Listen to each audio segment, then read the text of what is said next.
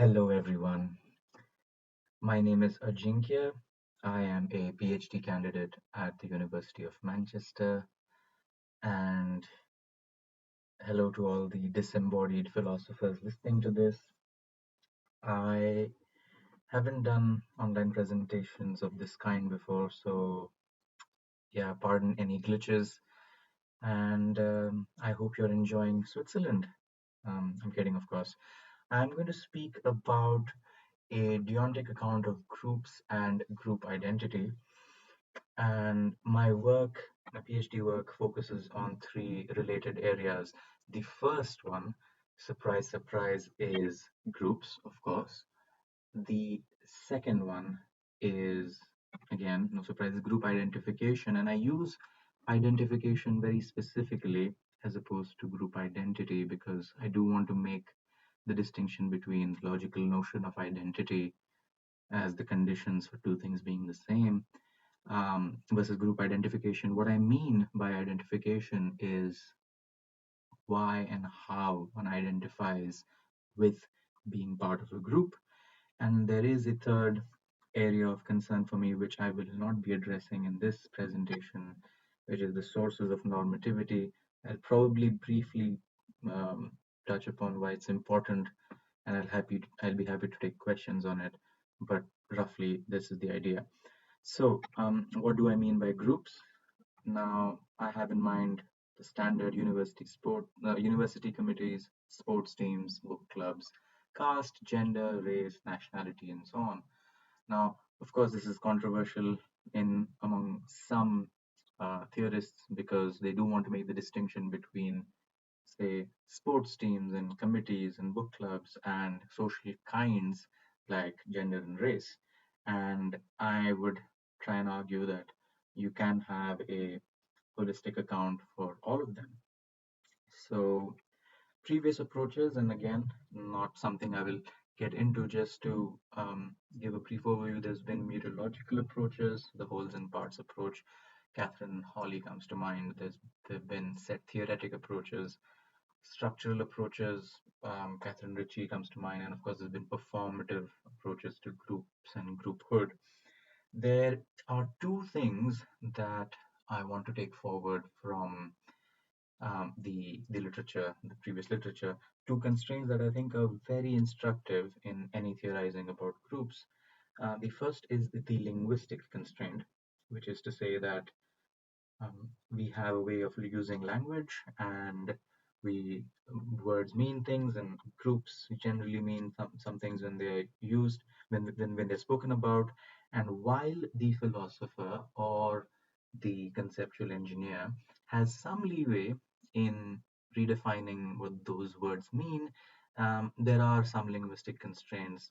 The leeway is important for the emancipatory potential of such enterprises, but you're also ultimately tied down by um, some common linguistic community meaning, because if you go so far from that understood meaning that it loses all reference magnetism, so to speak, you will end up having a beautiful theory that probably doesn't track with how the word is used. So I think it's a useful idea to keep a linguistic constraint in mind. Again, some leeway is okay, too much is probably not a good idea.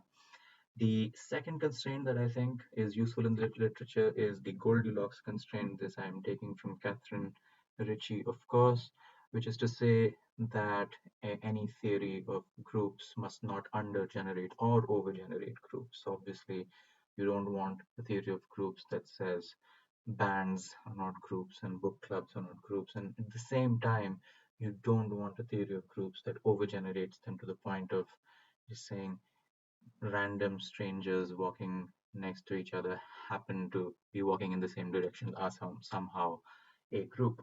So we do not want that. We want something that constrains our account in a way that we get that happy middle. So with those preliminary comments, my account is a two-part account. The first part is an inclusion criteria. So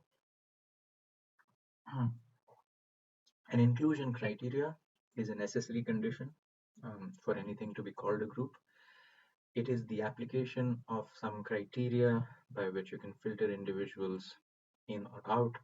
Um, you apply it to some world, this criteria, and you to yield a potential collection of individuals. Now, I am saying collection of individuals, not a group of individuals, because at this point they are just that, they are collections and not groups.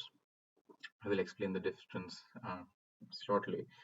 Formally, it would look something like this. You have a function that you apply to individuals, and if they satisfy the function, they belong to collection C. Um, Collections are not groups because you can obviously come up with infinitely many inclusion criteria, inclusion functions, and not all of them will obviously be groups, because let's say you have the inclusion function of people who pour milk first and then cereal. Now, of course, you can make a collection of all these individuals, but they are not meaningfully in any way groups because they don't satisfy this next part of my account. The next part of my account is deontic enablements and curtailments. A deontic enablement is the ability to do or be something more easily than it would be without such an enablement. And a curtailment is the exact opposite. It is the ability to do or be something with more difficulty than it would be without such a curtailment. So the, these ideas might seem a bit familiar because, of course, they have appeared in various forms in the literature, not just in philosophy, even outside of it. Amartya Sen's economic ideas about human development center around doings and beings and expansions of freedoms. And I think this is an articulation of that, but perhaps that lends itself to more rigor. So the degree to which something can be an enablement or a curtailment can vary vastly. You can have something that's a minor inconvenience as a curtailment, or something that literally makes it impossible for you to do certain things, either because of legislative reasons or biological reasons, whatever. Similarly, for enablements, you could have um, something that is a minor advantage or something that is a life-altering privilege. Um, so there is no sort of distinction between small and large advantages or smaller and larger curtailments. Uh, that's what they are. Now, how does that fit in to our inclusion criteria in potential collections of individuals? Well, groups then are potential collections of individuals that necessarily have at least one deontic enablement or curtailment by virtue of being in that collection. So, individuals in the collection, they are just collections insofar as they do not have any enablements or curtailments by being in that collection. But if those individuals necessarily face at least one enablement or curtailment that those outside of that collection would not face, then the individuals in that collection can be rightfully called groups. So that's the rough and ready picture. Now, how does this fit in with our notion of group identification? To identify with a group is to endorse one's own membership of it. This obviously doesn't always happen, which is why you could have reluctant group membership. You could have group membership that you completely disagree with. You could have group membership that you want to disavow from. But when you identify with a group, you are, in a sense, giving it your own endorsement. You want to be in that group. And what does it mean to endorse one's membership? You identify with the group when it allows you to do the things that you value. How would a group allow you to do the things that you value? And this obviously ties up with the deontic enablements and curtailments. If the things that you value become easier, which means because of the deontic enablements, then you value being part of the group. That makes things easier. If the things that you value are negative freedoms, which is you don't want to do certain things, you value not doing certain things, and being part of a group places deontic curtailments on you that keep you from doing those things, then you value being part of the group. So when what you value is aided by the deontic profile of a group, and by deontic profile I mean the sum of um, the enablements and curtailments that you face being part of the group, you identify with it. So this brings up an interesting case that I want to discuss, which is one of intersectionality. Now, you could have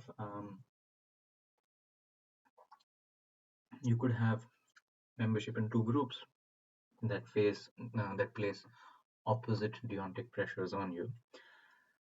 Let's say, let me take an example.